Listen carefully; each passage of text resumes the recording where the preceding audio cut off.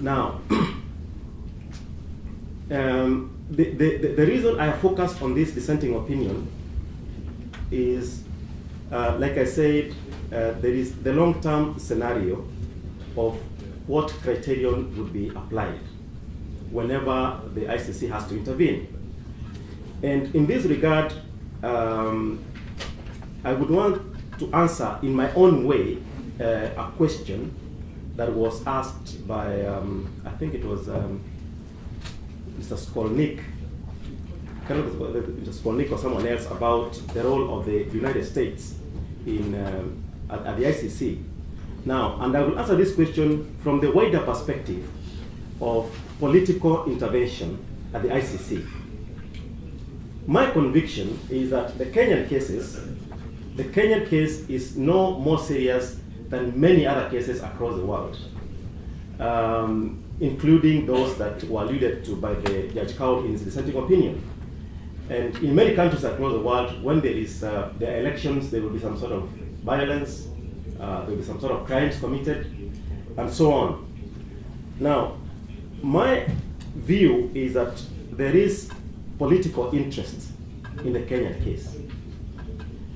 And I would say that without doubt, the Americans, amongst others, certainly have an interest.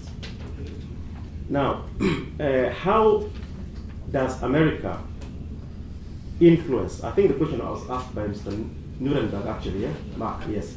How does the US, and I'm looking here at the US amongst other powers, control the ICC or influence the ICC? One, the first one is through civil society, the NGOs. Now, NGOs are recognized under the ICC statute, and they are very, very, very active in influencing the decisions of the ICC. In the Kenyan case, practically all the material relied upon by the prosecutor was material gathered by the civil society. And he hardly conducted his own investigations. Now, civil society, particularly in Kenya, is heavily funded by Americans. One notorious funder, if I may use the term, is the Open Society that is funded by one George Soros, an extremely wealthy American. And it's not clear what interest Open Society has in these cases in that part of the world. But the American government, where it cannot directly get involved, uses its muscle over civil society. It's an open secret that the American ambassador at the time of this chaos was very close to members of civil society, and it does appear that the Americans were actually funding the civil society. Of course, the other way in which the US and the other superpowers control or influence the ICC is exerting political or military muscle. I'm told I have 5 minutes left. They exert political and military muscle on various governments. And of course, the third and most critically important is through the Security Council. Now, let's take the scenario of Libya. In Libya, you have a number of NATO countries.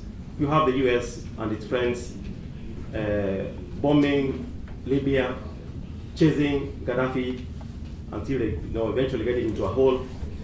Yet, they are protagonists in what's happening in Libya. People are dying, they are directly involved. Yet, those very people will go and sit at Security Council and say, look, let's ask the ICC to get involved in this scenario. Now, what legitimacy would a protagonist who has been directly involved in a conflict have in determining whether the other party should be tried? And that again is a scenario in Sudan. It is the US that is most vocal about the arrest and charging an arrest of Bashir. And we have seen a similar scenario at the Ivory Coast. So I realize that I don't have much time, but The point I wanted to make about the Kenyan case overall is that it appears to be a borderline case.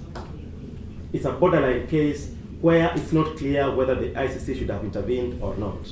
And again, that's why I say the dissenting opinion of Judge Kaul is very important, in the sense that much as the majority may have concluded that the ICC should get involved, he questions the issue of gravity and jurisdiction and so on, and he raises a very important question that will ultimately, like I said, haunt the ICC many years to come. The ICC sometimes will look back and ask, now, if we got involved in the Kenyan case, why should we not get involved in this other case?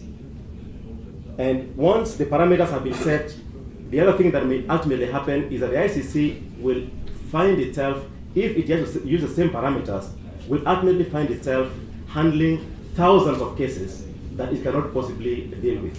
And because of time, I will stop at that, and thank you very much.